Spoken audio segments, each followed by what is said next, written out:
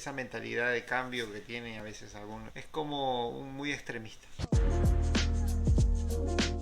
Hola a todos y bienvenidos a nuestro segundo episodio de Cómo entender a tu gringa o a tu gringo, una serie donde yo, un estadounidense hispanohablante, te ayuda a entender mejor cómo somos y por qué somos así. Si te gusta el video, te pido que lo des un like o que lo compartas con alguien a quien le resulte útil. Vamos a hablar del segundo valor que los estadounidenses viven, el cambio. Para el gringo típico, el cambio casi siempre es algo bueno. Es sinónimo de desarrollo, mejoría, progreso y crecimiento. Desde pequeños nos enseñan que si no estamos cambiando, no estamos creciendo. Y si no estamos creciendo, somos vagos o desmotivados. Por eso nuestra cultura le da tanta importancia a establecer metas. Tal vez has notado que solemos ponernos objetivos muy específicos en nuestra vida personal, en el trabajo, hasta en nuestras relaciones. Esta obsesión con las metas es una mezcla del primer valor que vivimos, el de tener control personal sobre el entorno, y este segundo valor del cambio. La idea es, para mejorar tu vida tienes que siempre tomar acción, hacer ajustes y siempre estar avanzando hacia algo mejor.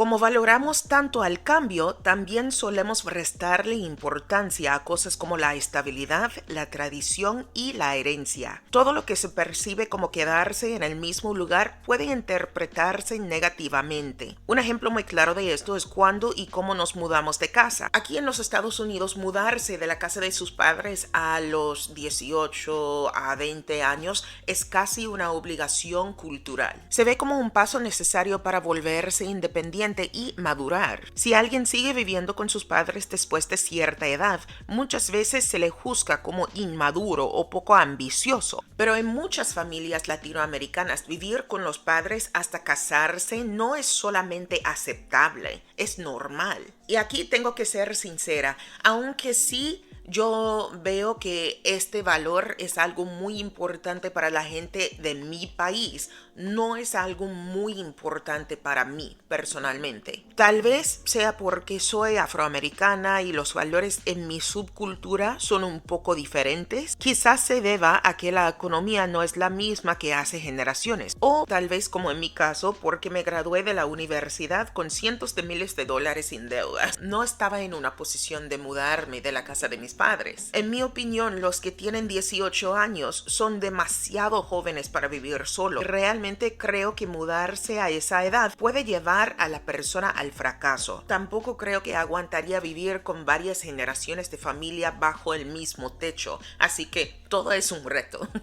Hay situaciones en las que esa diferencia puede ser más generacional que cultural. Por ejemplo, en el mundo laboral estadounidense, durante los años 1940 a 1980, quedarse en un trabajo estable por muchos años fue visto como un signo de responsabilidad y lealtad. Si alguien tenía el mismo empleo durante 10, 30 o hasta 50 años, se le consideraba una persona confiable y admirable. Hoy en día es más común cambiar de trabajo cada pocos años. En lugar de parecer inestable, eso se interpreta como ambición. Si alguien lleva mucho tiempo en el mismo puesto, muchos se preguntan por qué no ha avanzado. Incluso los cambios de carrera radicales entre los 30 y 40 son bastante aceptados y hasta celebrados. En eso tampoco estoy muy de acuerdo. Puede ser por mi crianza, porque mis padres tienen 80 y pico, 70 y pico años. Mi padre nació en los 1940, mi mamá en los 1950. Así que ellos nos inculcaron la idea de tener que ser expertos en una carrera y simplemente escoger y quedarnos en un lugar para recibir los beneficios al final, la pensión, etcétera, etcétera. Y afortunadamente la interpretación es algo que me veo haciendo toda la vida. Prefiero mucho más la estabilidad de quedarme en un entorno o en una carrera y progresar o ser promovida dentro de esa misma carrera. Mi esposo Alex tiene como 16, 17 años viviendo acá en los Estados Unidos. Lo que me sorprende de él es que él es bien latino, pero por el otro lado de la moneda, en otros aspectos, él se ha americanizado mucho. Y cuando tiene que ver con el cambio, eso es algo que le cae súper bien. Le hice una mini entrevista para compartir algunos de sus pensamientos con ustedes y también para que sepan cómo él nos observa. Ustedes, si ven una persona no siendo americana y ven ese cambio que él puede hablar su propio idioma, que él ve que crece así como la otra persona, es como que lo ven bien, lo dicen wow, ¿no? Es una persona que está haciendo bien su trabajo. A cambio, ven una persona que siendo extranjera sigue pensando en que primero que nada no se acostumbra al país, mantiene las mismas costumbres de su país. Entonces como dice que, ¿qué pasó? O sea, él sigue en lo mismo. No quiere aprender, no quiere cambiar. No, porque tú me conoces, yo creo que tú puedes entenderme más a mí. Pero creo que si no supieses nada de mí, Tendría esas expectativas. claro, tú tendrías, pero ¿por qué no haces esto? Porque tendrías muchas preguntas, muchas cosas en tu cabeza. ¿Me ves a mí como una persona que le gusta el cambio? Sí, pero no todo el tiempo. Tuviste el valor y la decisión de salir de tu estado y mudarte a otro estado. Salir adelante sola, tener tu propio espacio sola. Para mí, si no es algo que yo estoy controlando, es muy difícil. Hasta el cambio lo quieres controlar. Sí. No, y a veces eso no se controla.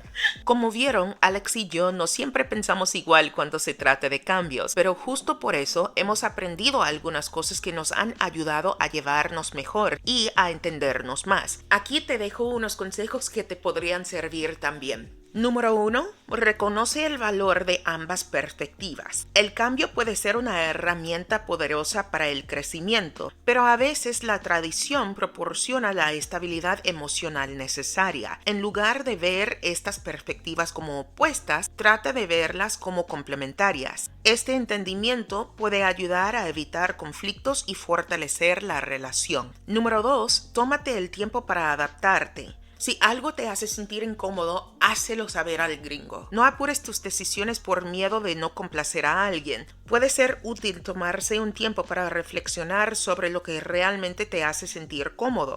A veces un déjame pensarlo es todo lo que se necesita para evitar malentendidos. Número 3. Comunica tus necesidades. Aquí en los Estados Unidos se espera que las personas hablen si no se sienten cómodas. Si te quedas callado, podrías enviar señales confusas sin querer. La clave aquí es la comunicación abierta y honesta. Si sientes que el ritmo de los cambios es demasiado rápido para ti, es importante que lo comuniques. Hablar sobre tus límites y tus expectativas con tu gringo evitará que uno de los dos se siente presionado a ir más rápido de lo que está dispuesto a aceptar. Y número 4, celebra tus tradiciones. Celebrar tus tradiciones no solamente fortalece tu vínculo con tu familia y cultura, sino que también ayuda al gringo a comprender mejor de dónde vienes. No dudes en compartir historias, canciones, comidas o costumbres que te conectan con tu identidad.